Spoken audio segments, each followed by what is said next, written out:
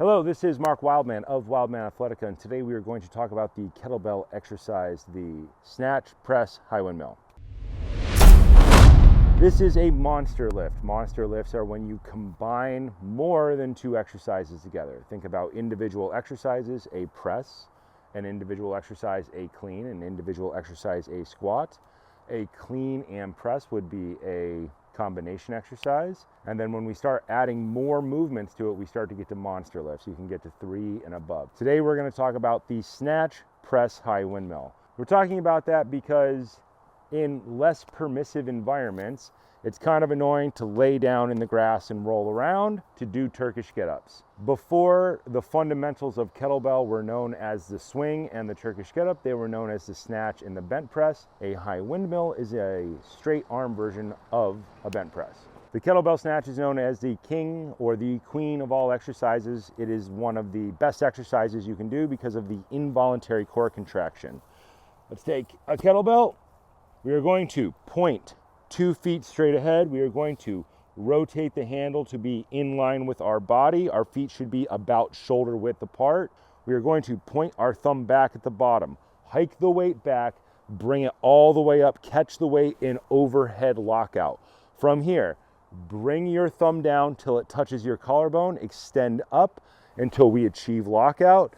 Then we are going to rotate our body towards the high hand, bend our legs, engage your hips and then your core to stand all the way up. Create a screwing motion in order to stand all the way up through the core. This is a giant exercise with a spiral on top of a spiral on top of a spiral. 2 feet pointed straight ahead, thumb points back. Hike the weight back, snatch the weight up.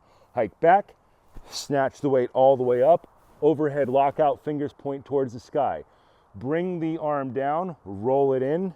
Thumb touches the collarbone. Open the shoulder, press all the way up, achieve elbow lockout. From here, rotate your body to start looking your eyes towards the kettlebell, the thing that could potentially fall on your face if you look away from it. Get all the way down to the ground, flat palm, stand up, engage the core, rotate back to center. Snatch, press, high windmill. Snatch, press, high windmill, snatch, press, high windmill. And then put the kettlebell down with good technique. When you do the snatch, the important part is that you stand all the way up at the top. Standing all the way up at the top means that you finish your hips, squeeze your glutes, pull your kneecaps up. As the kettlebell is going back, it is trying to rip you in half. Your abs engage in order to stop the weight in the overhead position.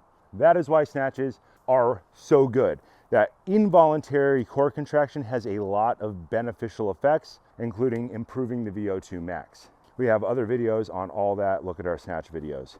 The press takes us from that overhead position all the way down. Elbow should be vertical. Forearm should be vertical. Bring your elbow towards your hip. If your elbow is kicked out and your wrist is bent, take that elbow, pull it all the way in, make this a flat line. When we achieve the press at the top, no barbell wrist. Barbell wrist does not need to be used in kettlebells because of the way you hold a kettlebell. Press it straight up. The wrist is essentially punching the sky.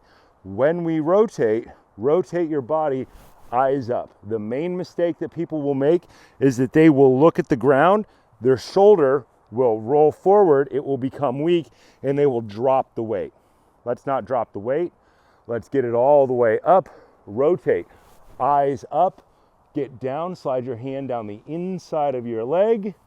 Elbow to the inside of the knee. Stand all the way up. Engage the hip. Drive up. Rotate back to center.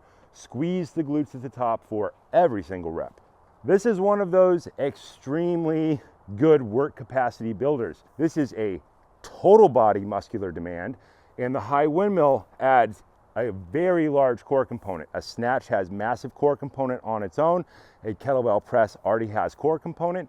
Whenever you load one side of the body, the other side of the body tries to fire. Your core is involuntarily firing just by practicing kettlebells. The things that people mess up, they look away from the weight and they have a bent wrist. This is what we would call a barbell wrist.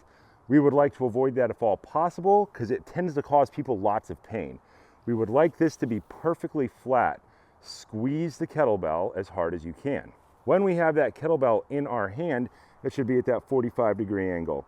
High corner, low corner, resting on the bone down here. People will find that very difficult or uncomfortable in the beginning, and they will have a barbell grip and their wrist will do this. That can be a problem because as people snatch, their wrist is catching and absorbing force in that position. We don't want to do that. We would like to catch with that perfectly flat wrist. We're trying to absorb with our shoulder, not with our wrist. Monster lifts like this, a combination of 3 or more exercises, become very challenging. You need to be good at all the individual basics first. We have videos on all those individual basic movements. When you combine them together, the demand goes up. In the real world, movements are complicated. Movements in sports are complicated. Movements, if you're working, are complicated. They are not straight lines. They all require rotation. If you lift objects in the real world, everything is an ab exercise. The heavier the weight, the harder the core engages. Kettlebells force your core to engage in many beneficial ways, and that high windmill rotation is probably one of the finest core exercises you can do. When you integrate them all together, it just gets better.